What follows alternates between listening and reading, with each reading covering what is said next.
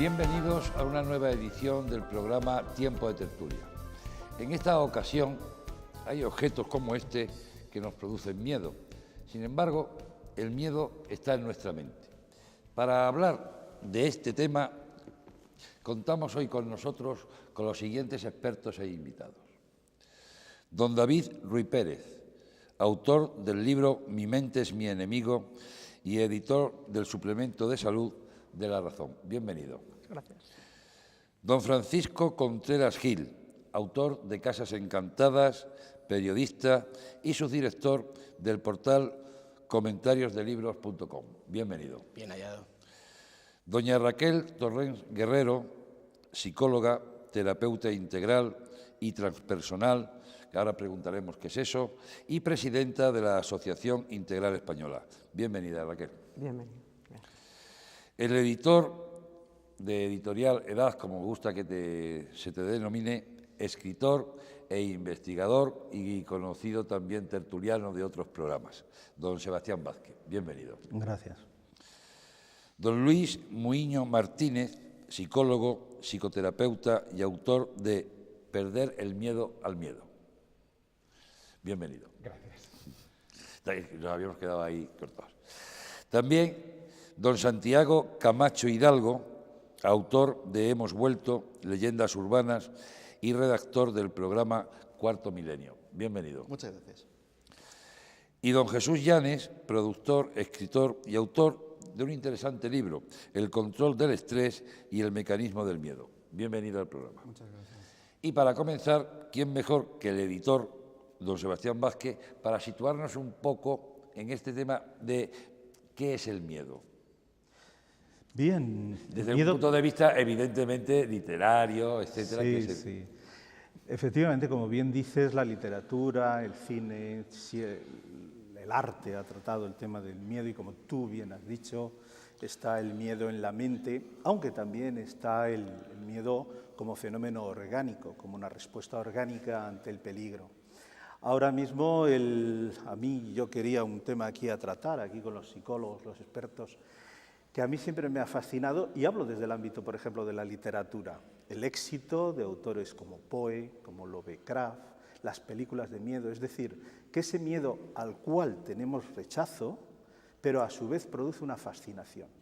Y estos autores, Stephen King, hablo de un autor mucho más moderno, son superventas. Y yo, por ejemplo, mis hijos, cuando hay una película de miedo, a pesar de que se asustan, se acercan a la tele con una especie de morbo para verlas. Y yo quería plantear aquí, como quizá un punto interesante de partida, de dónde nace esa fascinación también por el miedo. Bueno, yo creo que el miedo tiene una parte muy positiva y es que esa activación que nos da nos abre al mundo. Es muy interesante el miedo. Yo creo que todos hemos aprendido muchísimas cosas a partir del miedo. Es la forma quizás más abierta que existe de enfrentarte al mundo. Escuchas, oyes, ves cosas que normalmente ni te fijabas.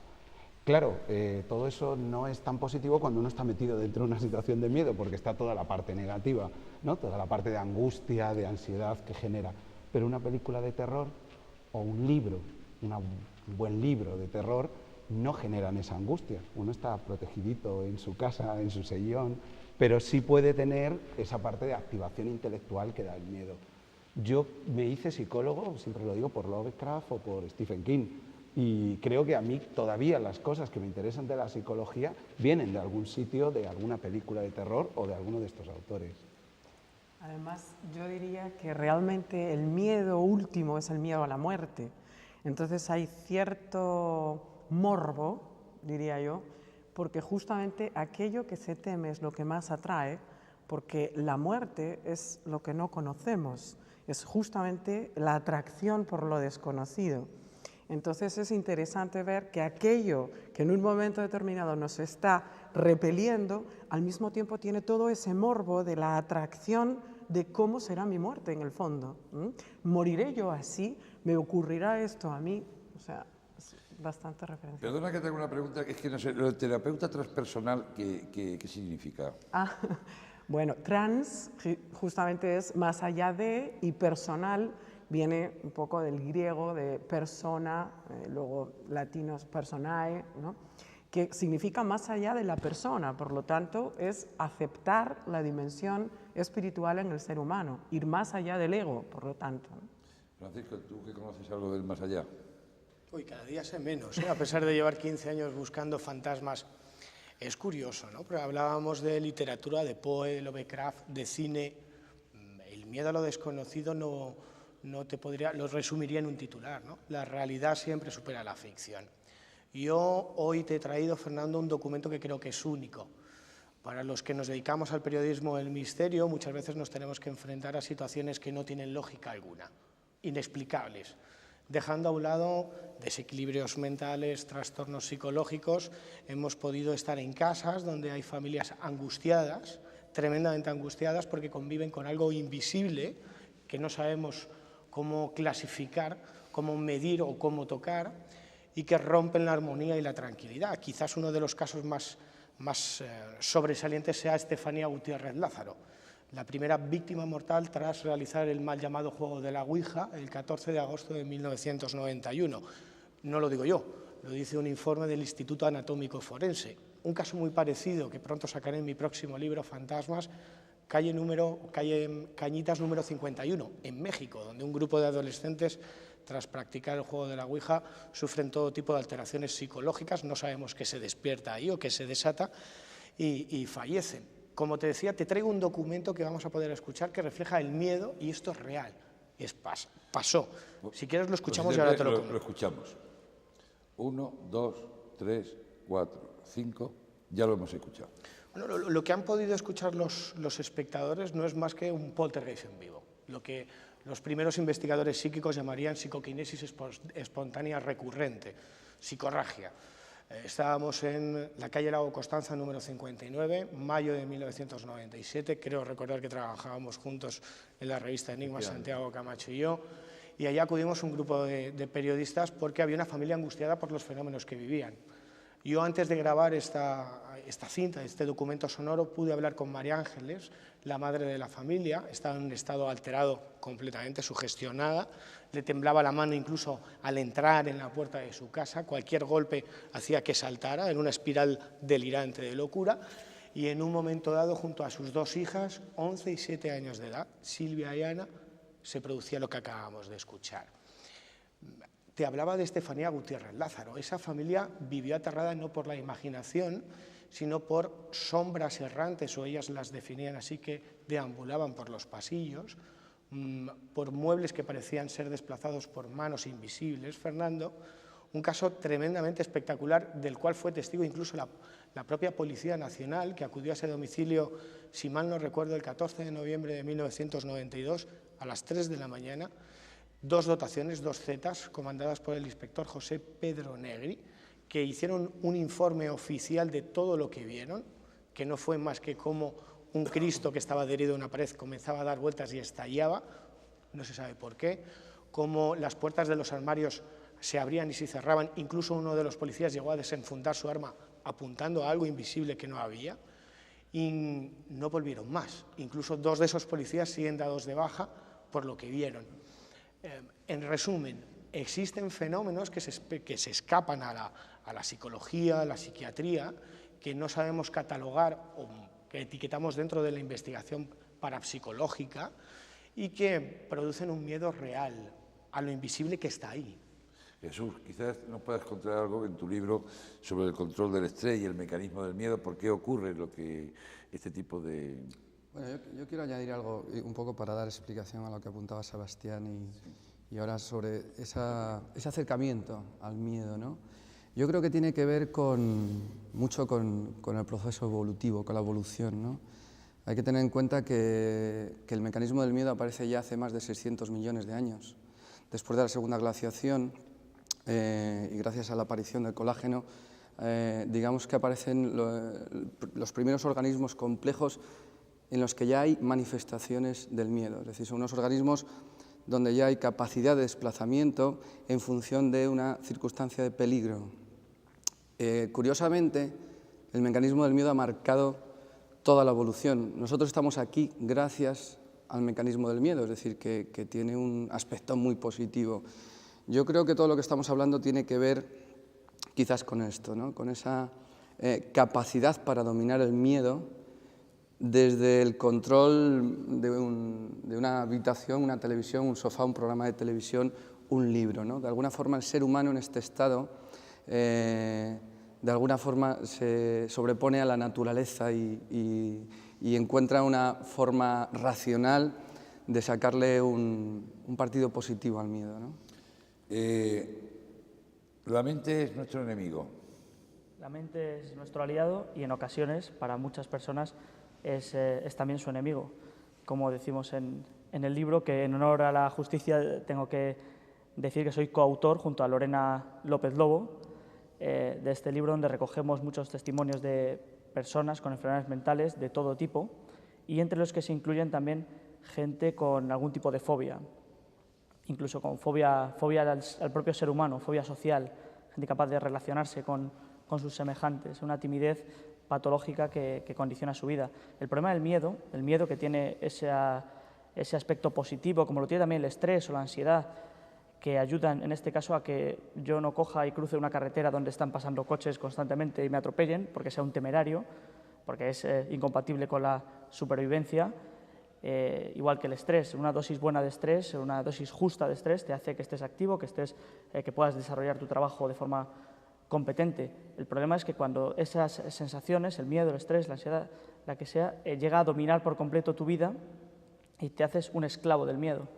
Y una existencia marcada por el miedo es de lo más desagradable. La gente pues, sufre mucho sin encontrar en muchos casos la ayuda profesional que pueden ofrecer los psicólogos, los psiquiatras. Muchas veces no acaban ahí, son historias de mucha infelicidad. Santiago. Sí, la verdad es que el tema del miedo tiene muchísimas dimensiones. Posiblemente lo que más asuste al ser humano sea lo inevitable, lo irremediable y lo incomprensible. Curiosamente, la muerte cumple esas tres características, pero esos tres resortes, los que se han dedicado a tratar esto en la ficción, por ejemplo, los escritores de terror los manejan perfectamente. El miedo también es un mecanismo de control social. Es decir, el Código Penal, por ejemplo, es un mecanismo atemorizante que mantiene una cierta cohesión social. Yo he escrito un libro sobre leyendas urbanas que, en el fondo, casi todas tienen un factor terrorífico. Suelen ser relatos casi de miedo, de estos que se cuentan en los campamentos, al lado de una hoguera, y que al final cumplen una función también socializante. Es decir, a través del miedo a que te suceda tal o cual cosa, pues se van manteniendo la estructura de la sociedad. Pero una cosa que yo quería preguntar a los psicólogos aquí reunidos y que siempre me ha llamado mucho la atención es cómo algo que surge como un mecanismo evolutivo beneficioso, pues nos lo han explicado, aumenta tu producción de hormonas, de endorfinas, se acelera tu ritmo cardíaco, la síntesis del azúcar se hace fulminante en ese momento, te preparas para responder a una amenaza. En los seres humanos llega a convertirse en algo completamente disfuncional y en situaciones precisamente en las que habría, en una situación de animal, una situación de o ataque o huida, pues de repente mucha gente se siente paralizada y termina cayendo víctima precisamente de ese peligro que el miedo pretendía evitar. Y ese mecanismo siempre me llama mucho la atención. Quizás en relación a esto, hace 3 o 4 meses una universidad inglesa publicó un estudio sobre personas mayores enfermas de miedo. Y el estudio era muy curioso porque decía que estas personas, aparte de sufrir un mayor índice de depresión y de problemas de aislamiento social, evidentemente, pero no salían a la calle, o sea, realmente estaban en estado de pánico continuo, incluso físicamente se notaba un deterioro, es decir, había un mayor porcentaje de problemas de infarto, etc. Todo lo que tenían era miedo. ¿Cuál era el miedo? Era miedo a la inseguridad ciudadana. Yo creo que enlaza un poco con lo que dices tú. Yo creo que el miedo es un mecanismo adaptativo, y así lo defiendo en mi libro, que nos sirve para ser prudentes, para no meternos en líos y para no hacer cosas en las que nos desenvolvemos mal. ¿Cuándo el miedo es paralizante? ¿Cuándo te limita? Cuando te lo imponen desde fuera. Cuando alguien te dice, ten miedo, y no te da una estrategia para salir de ello.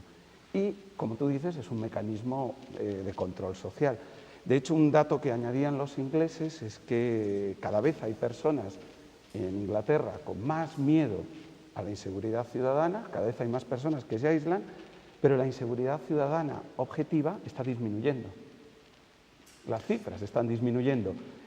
No es importante, es decir, la gente tiene miedo. ¿Por qué tiene miedo? Porque se lo dicen en la televisión, en los periódicos, que tienen que tener miedo a algo con lo que realmente ya no es adaptativo limitarte vitalmente. Es un poco, creo, que enlaza mucho con lo que tú decías. Sí, bueno, yo quería añadir un poco por intentar responder a tu pregunta.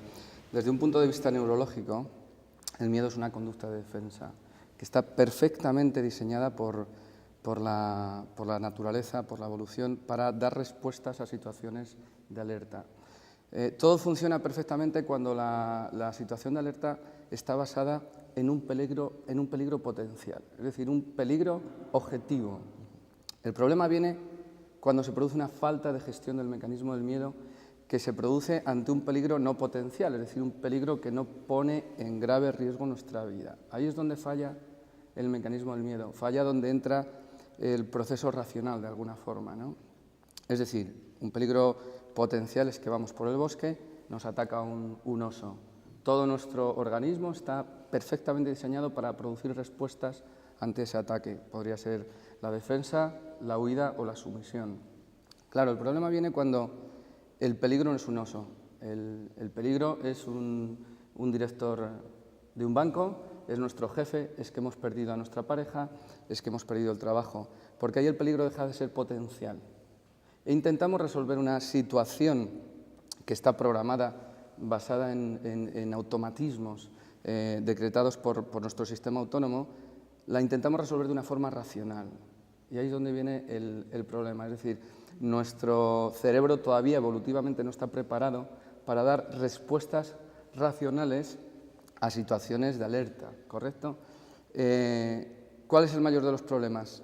Bueno, pues que si es una situación transitoria, no produce, digamos, efectos secundarios. El problema es cuando este tipo de situaciones se prolongan en el tiempo. Ahí sí se produce un problema de desgaste y se produce una falta de gestión del mecanismo del miedo y es cuando aparece el estrés, con todas las enfermedades añadidas, depresión, ¿Y qué hacemos? angustia. Hombre, yo es que diría que realmente también el miedo, efectivamente, como han dicho, cuando se introduce en la mente es cuando da problemas, porque si no, como hemos dicho, el miedo es adaptativo y muy útil, ¿verdad?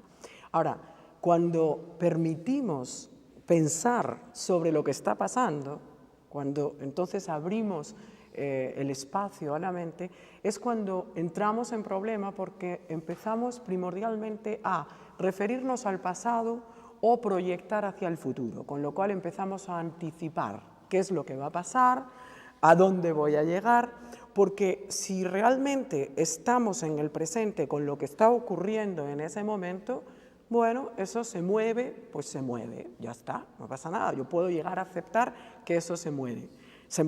Ahora, en el caso de los temas que él decía, ahora, si me pongo a pensar qué va a pasar con eso que se mueve, que después se puede mover encima de mi cabeza porque me puede venir, o estoy en un avión y tengo miedo a que se mueva el avión y tal, es porque estoy anticipando que entonces el avión se puede caer y tal. Hay una anticipación. Entonces, justamente de lo que se trata, si lo pusiéramos en un continuum, en un lado, en un polo, estaría podríamos decir, el amor, con todas sus manifestaciones, la confianza, la aceptación, etcétera, etcétera, y en el otro lado el miedo. Luego, la ausencia justamente de amor y todo lo que eso representaría sería el miedo. Luego, aceptar la realidad, manifestarnos desde lo que está presente, viviendo el presente, pudiendo verlo como, bueno, yo puedo descansar en el hecho de saber que mi ser es eterno y que por lo tanto puedo relajarme en el momento presente, porque aunque incluso me muera, tampoco pasa nada. ¿Y se puede morir de miedo, Sebastián? Es lo que yo me estaba preguntando precisamente, pero yo creo que efectivamente yo lo que veo aquí es la presencia del miedo, digamos, racional. Habla Jesús del oso o cuando te viene un perro a morder, es obvio, es un miedo racional. Pero yo creo que la mayoría de los miedos son irracionales, desde las fobias hasta lo que dice Raquel, es decir, yo anticipo, a lo mejor me duele aquí, y a lo mejor lo que ya estoy previendo es que voy a tener una enfermedad grave. O a lo mejor ahora tengo un pequeño problema económico y mi mente me dice que me voy a arruinar. Es decir, la mente fantasea, el miedo irracional y sobre todo el miedo a lo desconocido. En la literatura siempre aparece como base no el problema al oso que viene a atacarte, no, eso son novelas de aventuras. En la literatura, en el cine, el mayor espanto es del miedo irracional. La mente no lo localiza, por lo tanto, está indefensa. Y tú prevés tu destrucción en base a algo que efectivamente, como dice Jesús, no hay defensa.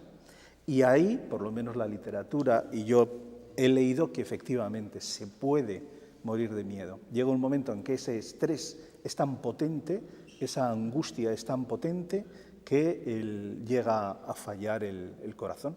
Yo creo que sí se puede morir de miedo. De hecho, dentro de los casos, uno de los casos que recojo en Casas Encantadas, el de Estefanía Gutiérrez Lázaro, muchos de los expertos que la trataron, porque ella tras practicar el mal llamado juego de la Ouija empezó a tener una serie de convulsiones, fue tratada en diferentes hospitales de la Comunidad de Madrid, en ningún hospital, ningún sanitario logró diagnosticar qué mal tenía. A ella le daban una especie de delirios, trances en los que veía figuras luminosas a su alrededor que la llamaban. Todo esto acompañado de una serie de fenómenos físicos constatados, como comentaba antes. Muchos de los expertos que la trataron, con los que pude hablar, dijeron que ella pudo morir de miedo y que están convencidos o prevén que murió de miedo. Otra cosa es saber si el miedo era algo de su mente o el miedo era algo que estaba ahí. Los informes policiales nos dicen que era algo que estaba ahí. A mí no me deja de resultar curioso, y eso es algo que expongo a los contertulios, cómo es posible que tengamos miedo a la muerte y no tengamos miedo a dormir. No sabemos si vamos a despertar. ¿Por qué? ¿Qué mecanismos se desatan? Esta noche nos vamos a ir todos a la cama y ninguno, ni siquiera los espectadores, se plantean que despertaremos. ¿Cuáles son los mecanismos o el efecto para que no tengamos miedo a irnos a la cama? Y sí, el miedo a la muerte es... Yo creo que el sueño está integrado dentro de la homeostasis del organismo, ¿no? Es decir, que es algo natural y que está totalmente grabado a fuego en nuestra mente. Todos los días nos dormimos, todos los días nos despertamos, pero no todos los días nos morimos. Y eso, desde un punto de vista orgánico, pues claro, es una experiencia no conocida. Hay una parte de nuestro cerebro, el hipocampo, que se encarga de recoger las experiencias, que esa experiencia no la tiene de alguna forma cuantificada, ¿no? Entonces, desde un punto de vista neurológico, la muerte no se concibe, no la tenemos grabada. Sí que tenemos muy presente a lo largo de toda nuestra existencia, desde que tenemos uso de razón, que llega un día en el que esto se acaba. Y eso provoca un estrés existencial, ¿no? De alguna forma, donde es la base de la falta de conocimiento sobre esa experiencia que viene después. Y qué duda cabe, como apuntabas tú, que el conocimiento sobre las posibilidades que nos puede ofrecer algo después de la muerte pueden ayudar, ¿no? a de alguna forma contrarrestar este tipo de estrés, ¿no? Algo muy curioso, perdona Fernando, Jesús, Raquel, es en los casos que he investigado, las personas que tenían una serie de creencias firmes en la continuación, curiosamente rechazaban o suavizaban ese miedo a lo desconocido, quitándole la importancia, es decir, no lo retroalimentaban, ¿no? Hay incluso datos y estadísticas sobre personas, sobre que la espiritualidad, es decir, las personas que tienen desarrollada la espiritualidad producen menos índices de estrés que las personas que no la tienen integrada. Eso es obvio, no es lo mismo pensar que esto se acaba y se acabó tu vida que tener una esperanza, ¿no? Produce cierta tranquilidad. Sobre las enfermedades mentales, ¿nos deshumanizan? ¿Cómo está eso? Bueno, las enfermedades mentales son un problema sanitario, social, importante en todo el mundo, ya lo dice la Organización Mundial de la Salud, y sin embargo, a pesar de que a lo mejor podemos estar mucho más preocupados, aparte de por cosas banales, pues por otras enfermedades, tendemos, la sociedad occidental desarrollada, y ya no digamos la que no lo está, tanto a dar la espalda a cualquiera que sufra una enfermedad mental. Probablemente te puedes volcar un poco más en ayudar a alguien que tiene SIDA, que tiene un cáncer, que tiene cualquier tipo de dolencia, y en el caso de la enfermedad mental lo que quieres es alejarte de él.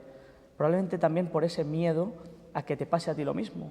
porque si lo estás viendo, y lo estamos viendo todos en el día a día, que conocemos a gente que tiene depresiones severas, angustia, que se encierra en su casa, que tiene síndrome de Diógenes y se dedica a recoger basura por las calles hasta que acaba devorado por sus propias mascotas que habitan con ella, pues no queremos acabar así y tenemos miedo.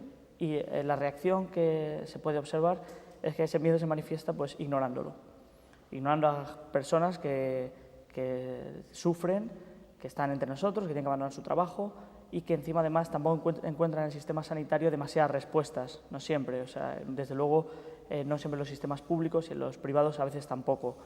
Lo que intentamos y lo que creemos que desde aquí, desde estos foros, es un poco decir, oiga, poner la vista en estas personas que no les pasa nada, simplemente están enfermas y por qué hay que tratarlas de forma diferente a alguien que tiene diabetes, a alguien que tiene esquizofrenia. No debe ser así. Me parece muy importante lo que está diciendo él, porque ciertamente uno de los mecanismos que hacen que el miedo pueda ser manejado es justamente el reconocimiento de que se padece, ¿eh?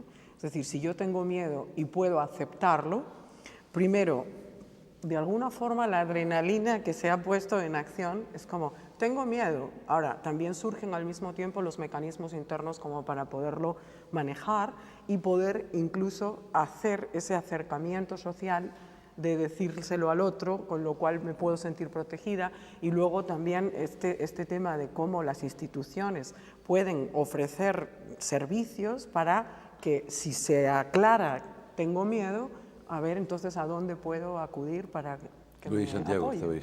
querías tú. Es que acabas de decir una cosa muy interesante porque en lo que llevamos del programa estamos haciendo una lectura muy negativa del miedo.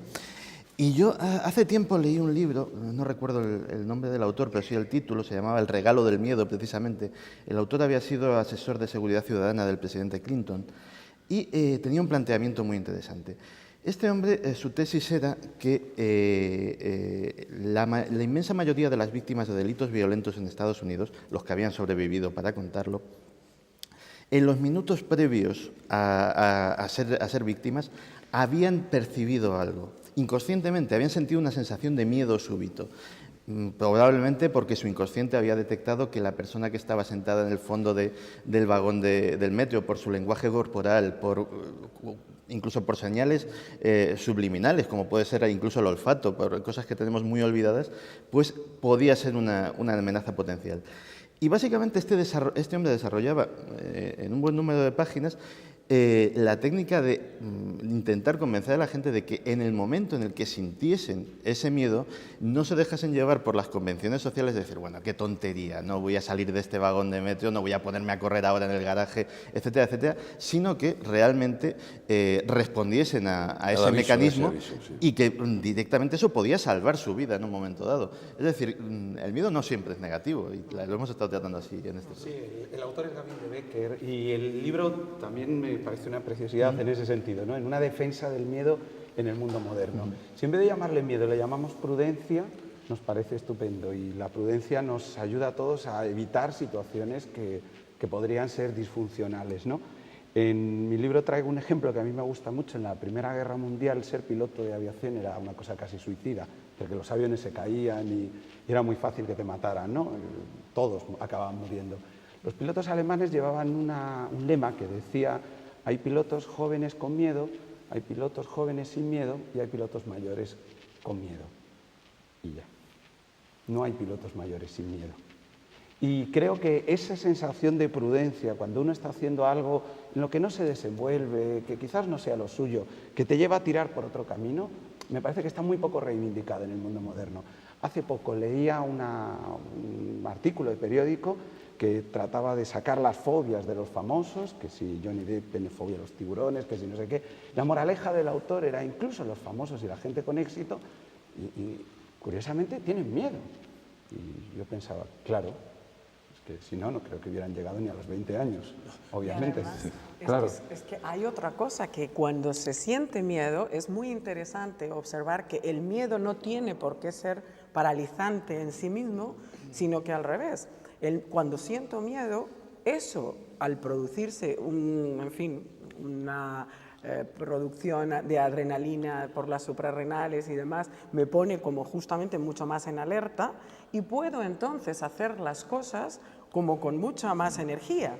Entonces, incluso, no sé si lo habréis sentido vosotros, el hecho de tener miedo en un momento determinado y después de haberlo traspasado, porque yo puedo coger el miedo del brazo y decir, venga, voy a hacerlo de todas maneras con el miedo.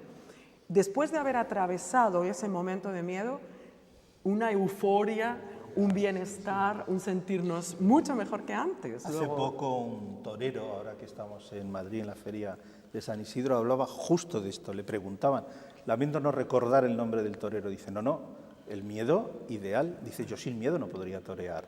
Lo que pasa es que lo cojo de la mano y voy a torear con el miedo, porque si yo no lo cogiera de la mano no salía ahí a enfrentarme a un toro de 500 kilos. Es decir, ese miedo me hace a mí, manejado en su medida, el hecho de sumergirme en jugarme la vida en ese instante. No sé si estás de acuerdo, en la literatura y el cine de terror los protagonistas solo mueren cuando se paralizan. Exacto. Y todos lo sabemos, ¿no? Es decir, si se queda ahí dentro de la habitación encerrado, ya está. Entonces todos ya sabemos que... Sí, exactamente. Solo cuando se paraliza. Si os sirve a todos, voy a poner dos ejemplos personales, ¿no? Y así los espectadores seguramente se sientan más identificados. Uno con ese mundo invisible al cual me dedico, que es el del más allá. Yo recuerdo perfectamente el primer reportaje que realicé para Cuarto Milenio, cuando era reportero, junto con Santiago Camacho. Nos fuimos a Ochate, un pueblo abandonado que estaba en Vitoria, en el condado de Treviño. Era el primer reportaje de Cuarto Milenio, Santi, y el operador de cámara le dio un ataque de pánico. Yo no sé qué...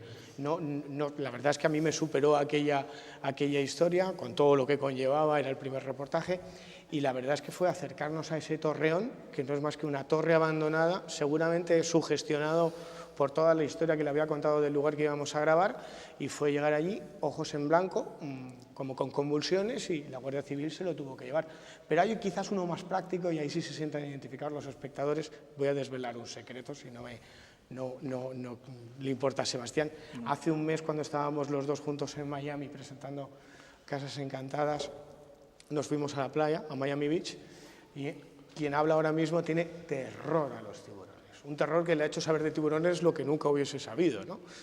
Hasta el punto de saber que el gran tiburón blanco en la primera mordedura es capaz de calcular el número de calorías que va a ingerir para saber si sigue comiéndote o no. Y entonces la situación era como picaresca, ¿no? Sebastián disfrutando de Miami Beach y yo así en el paseo, y yo en el paseo ni acercarse a la orilla. Era hay terrible. Tiburones. Y le dije algo que es verdad, ¿no? Y que con los tiburones, igual que con el resto de la naturaleza, Jesús, no sé qué mecanismos se desarrollan, pero no te vas a meter, no porque me dan miedo, y huelen el miedo. Yo no sé esa frase de huelen el miedo.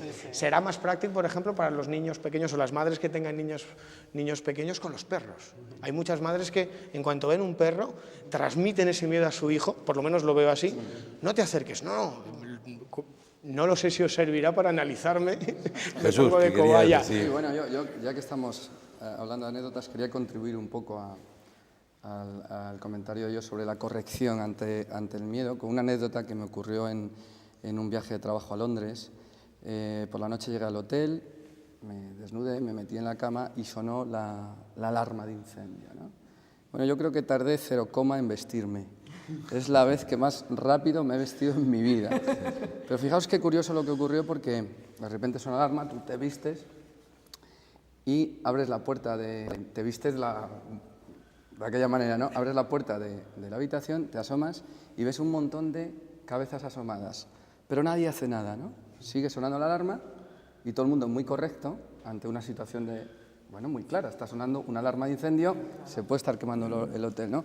De repente deja de sonar la alarma, duró como, pues no sé, 1 minuto, 30 segundos, 1 minuto. Todos nos quedamos mirando las cabecitas asomadas en las puertas, parece que deja sonar la alarma, no habrá peligro, cerramos la puerta, me vuelvo a desnudar, me vuelvo a meter en la cama y nada más meterme en la cama vuelve a sonar la alarma de incendio. Ahí ya me vestí por completo, ¿no? Con el mismo tiempo que había invertido en vestir la mitad de mi cuerpo antes, ahora vestí el cuerpo entero hasta con los zapatos. Y salí ya afuera y empezó a salir la gente muy correctamente, todo el mundo muy correcto, muy despacio, dejó de sonar de nuevo, duró como 15 segundos, 20 segundos una vez que estábamos todos fuera, dejó de sonar, todo el mundo se quedó dando vueltas un poco como sonámbulos, ¿no? Bueno, pasará algo, no pasará nada, y de nuevo vuelve a sonar la alarma.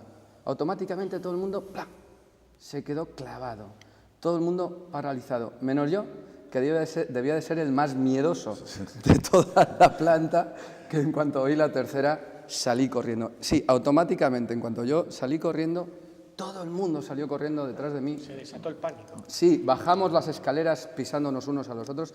Fue terrible porque hubo momentos de... ser el efecto manada, que venga lo que tú hablabas de ese cerebro antiguo, cuando vemos en los documentales que sale un ñu corriendo y en cuanto sale el primer ñu corriendo salen todos los demás, o una cebra cuando atacan los... Bueno, ¿tiene algo que ver con sí, esto antiguo? Tiene muchísimo que ver. La regulación del mecanismo del miedo depende mucho del grado de miedo que el cerebro, concretamente la amígdala cerebral, es capaz de discernir, ¿no? Claro, en una situación como esta, una alarma de incendio se asimila seguida a una situación de alerta muy elevada, ¿no? Una de las primeras reacciones ante un miedo potencial, ante un estímulo emocional potencial, una situación de peligro como es esta, una de las primeras reacciones es la paralización. ¿Por qué? Pues porque no interesa que te vea el origen del peligro, es decir, una cebra está comiendo, pace tranquilamente, está en un estado de calma, de repente oye el rugido de un león y lo primero que hace es paralizarse, porque si se paraliza, cabe la posibilidad de que el león no la vea y elija a otro animal que está en movimiento. La base, por un antecedente evolutivo, es esa.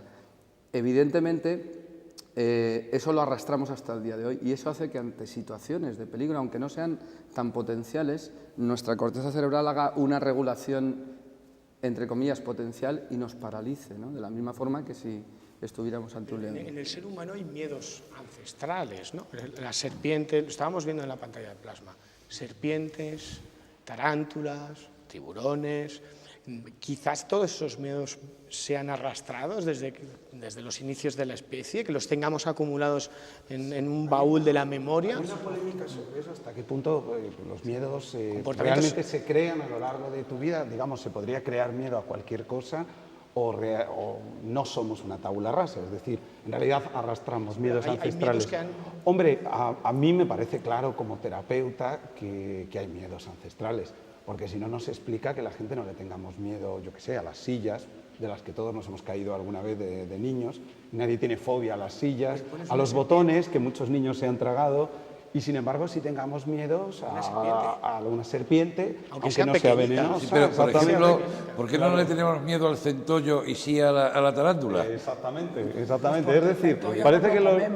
Sí, pero el centollo es una tarántula más grande o una araña más grande, ¿no? De hecho, hay una teoría muy curiosa que dice que las fobias no las aprendemos. No es que realmente tengamos una experiencia mala, por ejemplo, con un ascensor, y a partir de ahí desarrollemos una fobia. No, las fobias es un miedo que no has desaprendido. Es decir, en realidad nacemos con miedo a ese tipo de cosas. En realidad, de hecho, las fobias son siempre a objetos que objetivamente algo de temor nos deben dar. Pero la cultura te enseña a perderle miedo. Es decir, te dice, mira, métete en esa cajita que va a subir hasta 1/10, que no pasa nada. Y tú te lo tienes que ir creyendo, pero claro, ancestralmente lo de la cajita no está tan claro.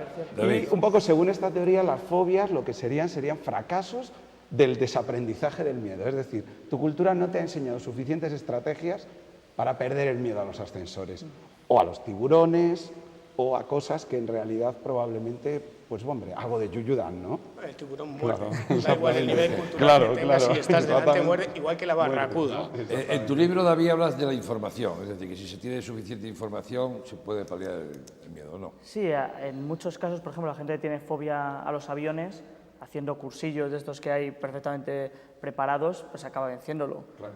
Es sorprendente el tema de las fobias. Yo creo que, independientemente de que la teoría de Luis sea muy interesante, lo de desaprender los miedos, un trauma infantil con determinados animales, por ejemplo, sí que puede marcar mucho el tener miedo a lo largo de los años. A mí me resulta curioso porque ayer mismo hablaba con dos compañeras del periódico que ellos desde hace tiempo tienen mucho miedo a los gatos. Y a mí un gato es fácil tener miedo a a una tarántula o a un escorpión porque su aspecto es amenazante, repulsivo en algunos casos, pero un gato es un animal doméstico que sabes que te puede arañar, pero estéticamente no resulta tan amenazante y tiene un pavor terrible. A mí me pasa, el tiburón con los dientes, y todo el mundo ha visto la película, que eso fue gran... De ahí nació gran parte del trauma con los la fobia a los pájaros también.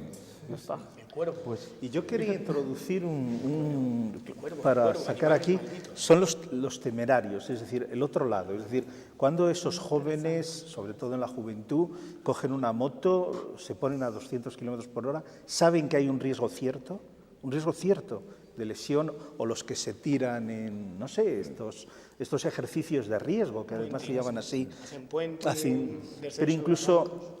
pero a lo mejor hay un mecanismo de control que de algún modo está evaluado.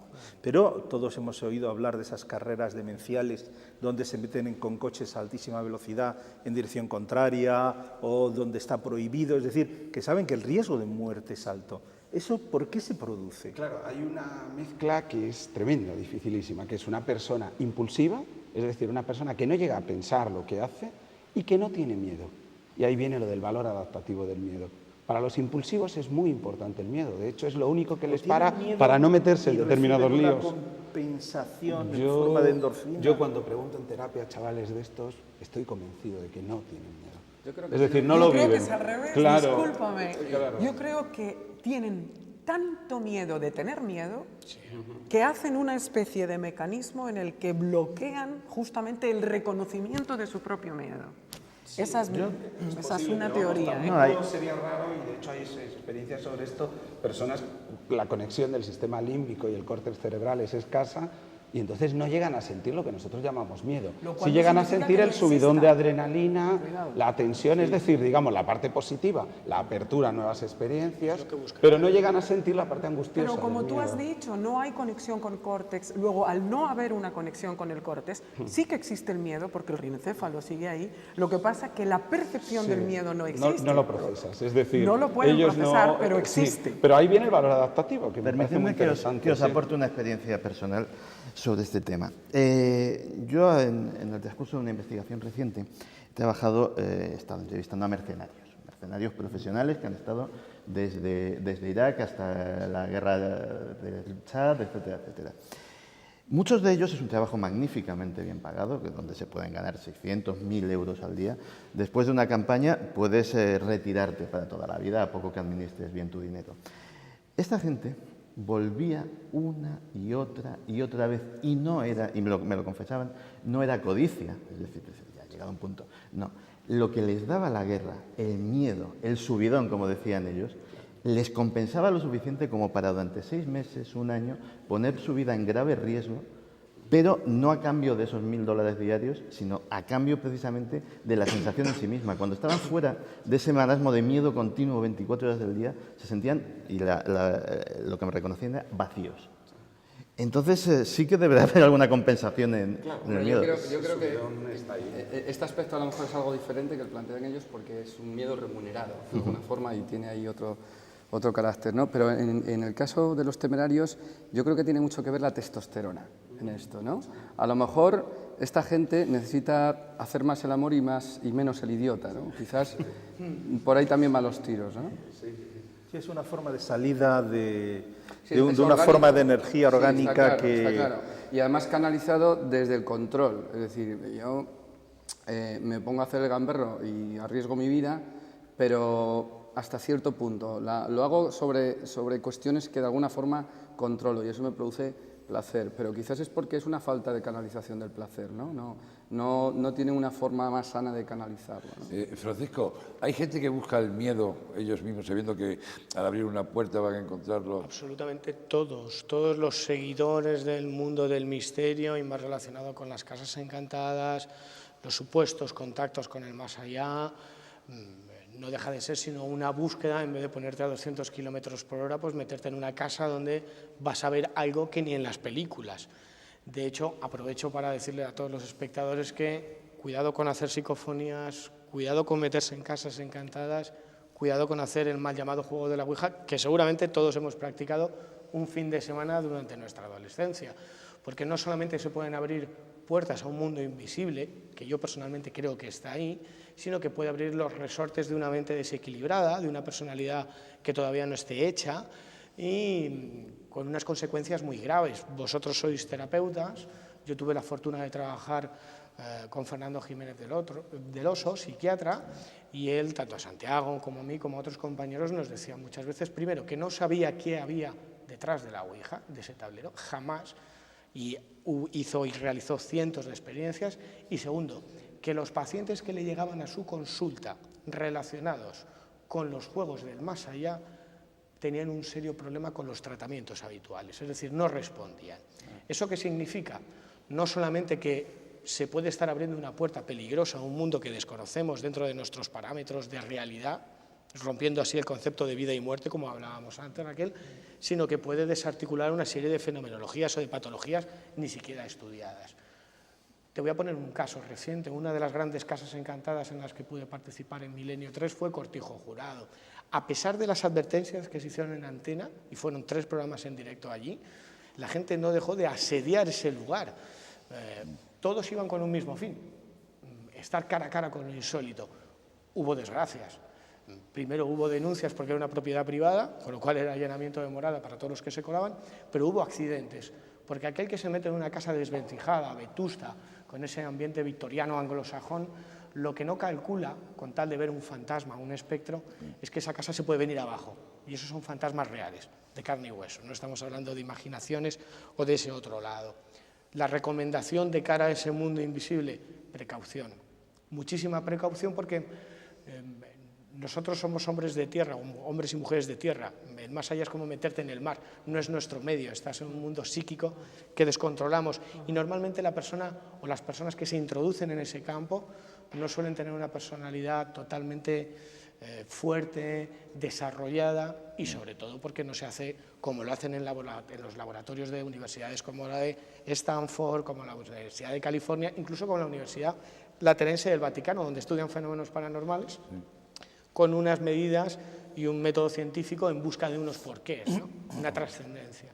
David, tú que estás más relacionado con la salud, estamos aquí en España preparados en el sistema de salud para poder atender casos, por llamarlos diferentes. Bueno, yo primero tengo que decir que he de confesar que me dan mucho miedo todas las cosas en las que trabaja Francisco, y yo no sé cómo reaccionaría yo mismo si veo algo moverse o un fantasma. O sea, todos tenemos miedo. Eso yo creo que el tema de los animales lo llevo más controlado, pero el tema de los fenómenos paranormales me resulta bastante más difícil de sobrellevar. No, a ver, respondiendo a tu pregunta, mi opinión es que el sistema sanitario español en este caso, y en Europa en general, o sea, son sistemas excelentes, en el caso de España no hay quien lo dude, pero yo creo que la psiquiatría es como el punto flaco de este sistema. O sea, creo que si cualquiera tiene la desgracia de tener un cáncer o una enfermedad muy, muy grave, va a recibir una atención aquí muy parecida, mejor en muchos casos que la que puede recibir en Estados Unidos, por poner la primera potencia mundial. Y creo que la psiquiatría, quizás porque es una ciencia en constante evolución, donde es muy difícil trabajar con esos pacientes, donde no se ha investigado durante muchos años nada, sino que simplemente se les metía, se les confinaba en un manicomio para el resto de sus días, pues está muy atrás respecto a otras disciplinas de la medicina. Y creo que, por así decirlo, hay gente que preferiría tener un hijo que le diese un infarto o con un cáncer, una leucemia, a un hijo esquizofrénico. Y es así de triste. Yo creo que estamos todavía en un terreno medio, es decir, ¿se atiende o no se atiende a las personas que tienen un trastorno, un problema mental, ¿no? Si creemos que no hay que atenderlas, entonces habría que tener, digamos, la valentía de decirlo. Si creemos que hay que atenderlas, no podemos tener un sistema de salud que, en caso de depresión, te va a dar cita dentro de 5 meses. Yo creo que estamos como todavía en un punto medio, ¿no? Es un poco lo que comentabas tú, que quizás la salud mental todavía es como que sí es salud, pero no es salud, que sí son enfermedades, pero no.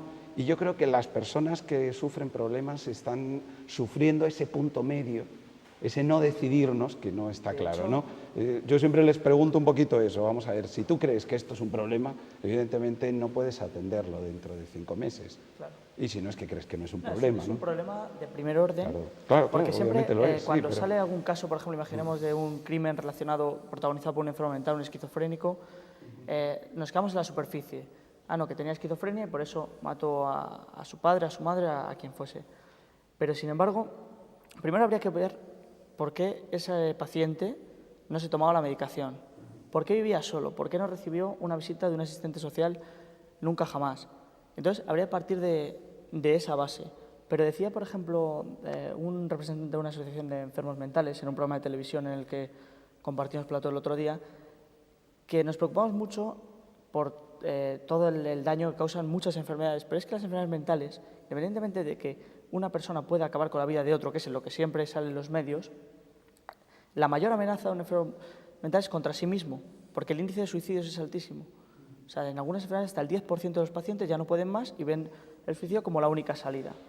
Pero no parece que eso se ponga al mismo nivel que la investigación contra el SIDA, contra el cáncer o contra muchísimas enfermedades que causan menos mortalidad. Estoy totalmente de acuerdo y además quiero hacer aquí denuncia pública de la situación en la que se encuentra en este momento la psicología española, tú lo sabrás, que el Colegio Oficial de Psicólogos está denunciando continuamente, de que ni siquiera está reconocida la psicología como una cuestión asistencial de salud, lo cual es demencial, porque es justamente lo que tú estás diciendo. No hay una institución que esté siendo reconocida como para que la enfermedad mental sea tratada desde un punto de vista institucional. Y esto es tremendo, ¿no? Seguramente, Raquel, basado en lo que decía él, porque en los medios de comunicación, que al fin y al cabo son la ventana al mundo para un montón de ciudadanos, prima más lo impactante que lo importante. ¿Qué es lo más impactante? Que ha habido un asesinato. Cuanto más sangre, cuanto más drama, cuanto más horror, mejor. Eso sube los índices de esa audiencia. Pero ¿qué es lo importante? ¿Por qué se produce o por qué se ha dejado que se produzca? Y llevaría, yo creo, a un debate más importante. ¿Vivimos en una sociedad enferma y con miedo? No sé, yo creo que estamos viviendo el paso de una sociedad colectivista a una sociedad más individualista, Pero ¿no? enferma Y con cada miedo. vez vamos a ser más individualistas. Creo que los miedos son distintos. Y yo no creo que uno sea peor que otro. No lo sé, quizás porque yo vengo del campo y vengo de una sociedad colectivista. Y no sé, a mí cuando la gente me dice que esto es peor, ¿sabes? Yo vivo en Madrid, en el centro, en quizás lo más individualista del individualismo, pues no lo sé, ¿eh? O sea, en mi pueblo la gente se suicidaba porque se salían de la norma, porque determinadas personas no eran atendidas por ser diferentes, etcétera. De hecho, el índice de suicidios no ha cambiado. Y el índice de miedo tampoco. Lo que cambia es el miedo, el tipo de miedos. Por ejemplo, ahora hay más miedo a la libertad, a la toma de decisiones, hay más miedo a la muerte, que son miedos más propios de las sociedades individualistas. Y los miedos falsos que tú antes has... Exactamente, que en tú las antes, sociedades es decir, individualistas... Hoy en día la manipulación del miedo no se ha conocido en toda la historia, que ya lo utilizaban, Claro. ya lo utilizaban durante la historia, pues los estados, los gobiernos y tal. Hoy existe un auténtico complejo de conocimiento del funcionamiento del miedo aplicado a las masas. Yo no sé si estaréis de acuerdo. Santi esto lo ha estudiado mucho. Pero lo difícil es cuantificar eso, ¿eh? Si queréis, por aquello de que a lo mejor es más polémico, yo rompo una lanza en favor de que simplemente han cambiado, ¿eh? Hay un libro tremendo de un historiador francés, El miedo en Occidente, que cuenta cómo las sociedades colectivistas eran sociedades absolutamente dominadas por el pánico a todo, y el miedo se utilizaba como arma de control social exactamente igual en el siglo XII, en el siglo XV. Creo que hay una cosa que cambia en las sociedades individualistas, y es un poco, yo creo que enlazando con lo que habíamos hablado. Yo creo que los miedos ahora son más inconcretos, son más abstractos. O sea, ya no hay el miedo al oso, en mi pueblo el miedo era el miedo a una tormenta, el miedo a un rayo, el miedo a cosas objetivas, el miedo al bosque, a lo que pudiera haber dentro, al lobo, el lobo, ¿vale? Pero funcionaba igual, ¿eh? Cuidado, que decimos, por ejemplo, las leyendas urbanas sobre los lobos eran las mismas. Yo descubrí ya de bastante mayor que no hay constancia de que un lobo haya matado a un ser humano en toda la historia. Yo he vivido con el miedo al lobo toda la vida, ¿eh? La leyenda urbana era la misma, era leyenda rural, eso sí. Pero en las sociedades individualistas el problema es que es verdad que los miedos nos los inventan. Es decir, ya no son tan concretos. Yo tengo que mirar a los demás para ver a qué tengo que tener miedo. Un poco lo que describías tú de esta escena, ¿no? O sea, claro, tú dices, bueno, una alarma de incendios, ¿esto me tiene que dar miedo? ¿Tengo que salir corriendo o no? Entonces miras a los demás. ¿Qué hacen los demás? ¿A qué miras? A la televisión, a los medios de comunicación, etcétera. Entonces te dicen, sí, a esto sí le tienes que tener miedo, a esto no. Y eso es el riesgo. Pero por eso no se le tiene miedo a un viaje en tren a 350 kilómetros por hora. Y que vas a 350 por hora. Y que el avión vuela porque no sé qué, no sé cuánto también. Claro. Pero al final es una cosa que pesa mucho, que está en el aire. Claro. Y entonces, sin embargo, la gente que va adentro, pues hay 1 o 2 casos de los que le tienen miedo, pero el resto... Claro. No le tienen, claro, exactamente. Son más inconcretos, ¿no? Claro, por eso el miedo real y el ficticio, no sé cómo lo veis. Hay un matiz, que es a lo que se refería Sebas. Es que en el siglo XX se introduce lo que podríamos denominar la ingeniería del miedo. Es decir, hay gente que comienza a aplicar los conocimientos de la psicología social para sus propios fines políticos, económicos, sociales y trasplantar a la sociedad determinados miedos. Uno de los ejemplos más recientes, el atentado del 11S. A día de hoy, en Estados Unidos hay más libros publicados, habiendo habido un acto terrorista en Estados Unidos. Imagínate lo que podríamos escribir en España. A día de hoy, en Estados Unidos, hay más libros publicados sobre el 11S y sobre terrorismo que víctimas murieron en ese atentado. Me parece que, siendo un tema grave, es una desproporción informativa importante. Es lo que hablabas antes, por ejemplo, con respecto a la seguridad ciudadana. Los índices de alarma social con respecto a las cifras reales de delitos en muchos sitios son completamente desproporcionados. En la mayor parte de esos sitios, cuando empiezas a tirar del hilo, descubres que gabinetes de relaciones públicas de grupos de presión sociales, por ejemplo en Estados Unidos la Asociación Nacional del Rifle, de empresas particulares, de partidos políticos, de colectivos sociales de uno u otro signo, están detrás de notas de prensa que llegan misteriosamente a tal o cual medio, que se reproducen de una forma bastante acrítica, casi textualmente, haciendo alusión a tal o cual estudio, a tal o cual estadística, que las estadísticas ya sabemos que es la mejor forma de mentir que se ha inventado en la historia. Es decir, a día de hoy, aparte de que los miedos se hayan vuelto efectivamente más individuales, y en eso estoy completamente cierto, también hay un elemento distorsionador que es el miedo impuesto, que de repente nos cae un miedo. Dentro de ese miedo impuesto, Santiago, tú lo conoces perfectamente. El proyecto MKUltra de la CIA sería el mejor ejemplo para cómo diferentes estamentos oficiales manejan los miedos de la población y ver cómo se desarrollan esos miedos. Lo que pasa es que sería otro tiempo de tertulia, porque ver cómo se desencadena el miedo haciendo diferentes acciones, como tú bien has estudiado desde hace años, eso ya es sobrecogedor. Y eso sí que a mí me da miedo de verdad. Pero fíjate qué curioso, buena parte de eso que has mencionado son estudios que realiza la CIA y el Pentágono durante la guerra de Vietnam sobre, entre otras cosas, drogas para manipular a los soldados, a los combatientes y ver cómo reaccionaban. Se desarrollaron drogas para aumentar la agresividad, para vencer el hambre, quitar el hambre, quitar la necesidad de sueño, etcétera, etcétera, pero no se desarrolló ninguna para quitar el miedo, porque el miedo les era funcional en esa situación. Era la utilidad. Bueno, yo en cualquier caso sí querría añadir que, por confrontar lo que estáis comentando, y que aunque las estadísticas es cierto que son totalmente manipulables, creo que no hace falta acudir a ellas, porque todos sabemos que las consultas de psicólogos, de psiquiatras, están llenas de personas con problemas derivados del estrés. Hace 15 días nos sorprendían todos los telediarios de España con la noticia de que el estrés se había convertido en la primera causa de mortalidad. Es decir, no el estrés en sí mismo, sino todas las enfermedades derivadas del estrés que todos conocemos, ¿no? Y el estrés no es otra cosa que la falta de gestión del mecanismo del miedo. Es decir, cuando el organismo no es capaz de gestionar el mecanismo del miedo, aparece el estrés y todos los derivados de él.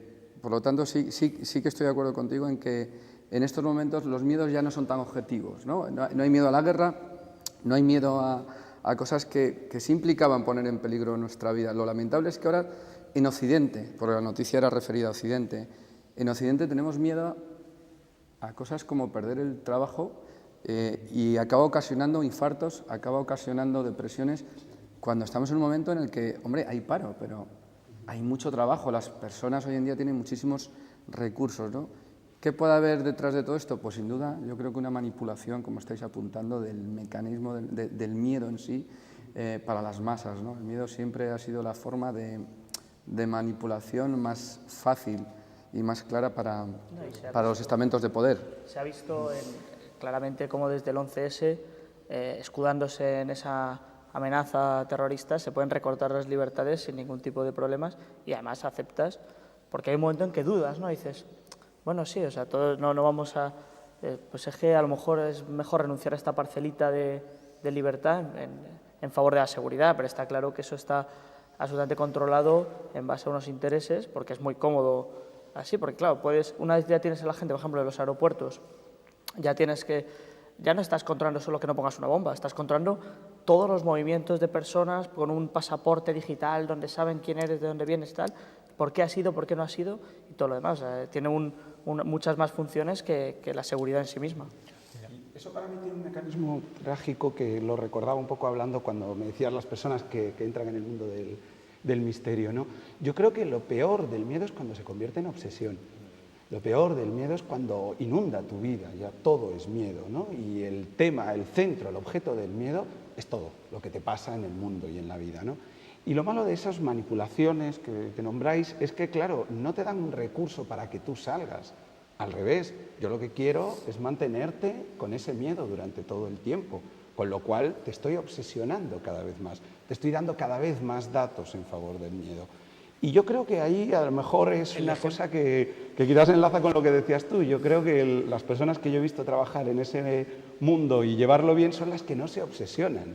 Es decir, que no convierten lo que les ha ocurrido en absolutamente todo lo que les pasa en la vida. Y en todos los tiempos y en todas las sociedades han cambiado los elementos de miedo, yo creo que han cambiado, ¿no? Porque lo que era antiguamente podía dar miedo ahora ya no lo da, etc. De hecho, la mente claro, es la que realmente selecciona. Claro. La palabra poltergeist a mí me gusta mucho porque básicamente significa duende juguetón. Y era lo que tenían miedo en el siglo XVII en Alemania, que es donde nació la palabra. Es decir, a los duendes que jugaban con los niños les aterrorizaba, la gente salía corriendo de las casas.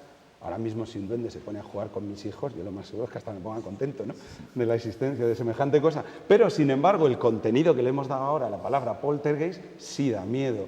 Probablemente dentro de 200 años la idea de que se muevan los cuadros o etcétera, a lo mejor ya no da miedo. Dicen que los miedos están cambiando de, digamos, miedos más a la naturaleza, pasaron a miedos más a los seres humanos y ahora quizás los miedos sean más maquinistas, más industriales, ¿no? Los ovnis, las abducciones, etcétera. Es decir, van cambiando con la sociedad de alguna manera, ¿no? Santiago, en el libro Hemos vuelto, ¿traían miedo? Traían mucho miedo. Los que habían vuelto eran los nazis. El libro Hemos vuelto es una historia del nazismo después de Hitler. Y la verdad es que, fíjate que viene muy a cuento, porque cuando hablaba antes de ingeniería del miedo, yo creo que Joseph Goebbels es el fundador de esa ciencia, es el hombre que consigue adaptar conocimientos que ya estaban en el campo de las relaciones públicas, de la psicología social, de la publicidad, y de repente darles un contenido político concreto, inventar un decálogo concreto de normas para implantar verdades en la mente social. Y realmente lo pavoroso, y eso ya se escapa del tema, lo pavoroso es que esa herencia de Joseph Goebbels, gabinetes de comunicación de todos los signos políticos la han estudiado, recuperado, adaptado y utilizado profusamente en la actualidad, lo cual me parece una herencia bastante siniestra como para reclamarla, ¿no? Yo quería hacer un pequeño bucle, esto con esa frase, ¿no?, que hemos vuelto, y tomando un poco también al principio el miedo a la muerte. Es que me ha venido ahora mismo a la cabeza que ese miedo ancestral, ¿no?, que quizá le llaman el padre de todos los miedos, que es el miedo a la muerte, las investigaciones del doctor Moody, aquel libro de Vida después de la vida, que para explicar a los espectadores era un médico que empezó a hacer investigaciones sobre aquellas personas en muerte clínica, pero que no fallecían, y luego narraban una experiencia. Curiosamente, fuera solamente un proceso mental de esas personas enfermas o no, lo cierto es que todas esas personas que vivían esa experiencia, si algo no tiene el miedo es a la muerte. Curioso, es decir, porque esas investigaciones luego se han ido desarrollando por otros, empezó el doctor Moody, pero hay otros muchos detrás en distintos países. Mismamente en Sevilla, desgraciadamente falleció hace unos meses Enrique Villa, el doctor Villa, y todas esas personas que han eso. tenido esa experiencia han narrado aquello de la luz, pero han narrado un escenario no siempre el mismo, pero el resultado final, curiosamente, es que les desaparece el miedo a la muerte. Tienen ¿A un mí? mecanismo de control, ¿no?, sobre la muerte. Además, Pero los mecanismos de control, ver. claro, no hace falta que sean ni objetivos, ¿eh? Información. Y sobre todo una apertura de conciencia. Que hay muy poca información sobre el miedo. O sea, realmente el miedo en sí es irracional, pero todavía lo convierte más irracional la falta de conocimiento que tenemos sobre su poder y sobre su actuación, ¿no? Si os sirve como caso práctico, hace un mes en ese viaje a Miami hablaba con una superviviente de un accidente aéreo del vuelo 401, un caso mítico dentro de la fenomenología paranormal, Mercedes Ruiz. Nos describía cómo vivió ese accidente y nos describía los cambios en la personalidad y en su espíritu, entre comillas, que había tenido. Y ella desde aquella experiencia en la que cayeron en los pantanos de Everlands, que se vio en medio de una zona pantanosa, sentada con su cinturón, viendo la oscuridad, dijo que a partir de aquel día le perdió el miedo a la muerte. Es más, se volvió una temeraria hasta que canalizó todo lo que le había pasado y, curiosamente, y no es la primera persona que he entrevistado que ha tenido una experiencia límite, tenía un cambio de conciencia. Su personalidad cambiaba completamente, eran más positivos, se volvían más creativos, dejaban de luchar contra ellos mismos y contra el mundo.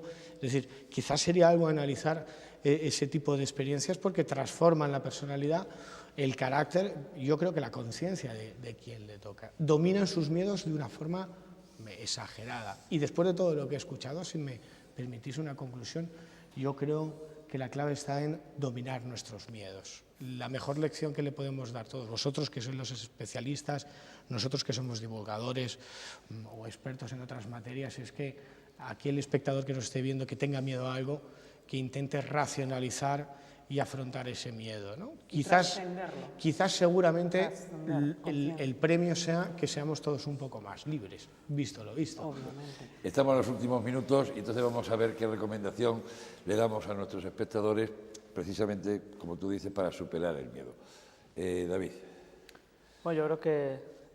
Y bueno, aparte de recomendar tu libro, que hay que leerlo. Lo siento, me he adelantado. Pero está claro que hay que enfrentarse, porque vivir con miedo es un tormento, es algo que nadie puede aguantar, es algo que es ponerte unas esposas invisibles que te van a dominar y vas a vivir una vida que no mereces. Hay que enfrentarse, la clave es buscar la vía. Hay gente que puede por sí mismo asimilarlo y decir, yo mismo me enfrento, busco mis trucos, me expongo a aquello que me da pavor y tiene esa fuerza interior, y gente que necesita pues contactar con un especialista que le eche un cable para superarlo. Raquel. Para mí sería amar el miedo, lo primero, hacerse amigo del miedo, reconocer que es algo absolutamente natural y también hacerse amiga de la muerte. Yo tengo un curso que se llama La muerte como compañera de vida y es precisamente para eso. Si podemos aceptar la trascendencia de cada minuto de cambio, que eso es la muerte, una transformación, entonces se reduce mucho el miedo. Sebastián. Yo hablaría del miedo a salir del miedo. Mucha gente no sale del miedo porque tiene miedo a que lo que haya fuera de ese miedo sea peor. Y como dice David, lo que hay es libertad. Bueno. Luis. Bueno, yo, enlazando con lo que dices tú, quizás lo de perder el miedo al miedo, ¿no? El miedo es algo adaptativo a veces y creo que hay que analizarlo y hacerte amigo de tu propio miedo cuando es adaptativo, cuando tiene que ver con cosas con las que tú no te desenvuelves y no son muy tuyas. Y cuando lo sientes como limitante, es bueno analizar esos límites y si te merece la pena viajar en dirección de ese miedo, poco a poco, con sensación de control. Si te hace falta un terapeuta, si te hace falta una técnica, lo que haga falta, pero ir acercándote a ese miedo, no evitarlo. Santiago. Pues yo creo que deberíamos recuperar el control sobre nuestra propia realidad. Si tenemos miedo, que sean nuestros propios miedos y no sean los miedos que nos vengan impuestos por los enfoques o las realidades de otros. Y yo creo que si lo analiza cada uno, verá que en el fondo cada uno personalmente tiene menos miedos propios de los que creía y muchos de esos miedos le han venido de fuera. Don Jesús. Bueno, mi aportación en este sentido está basada en todos los años de experiencia que llevo realizando cursos de control de estrés.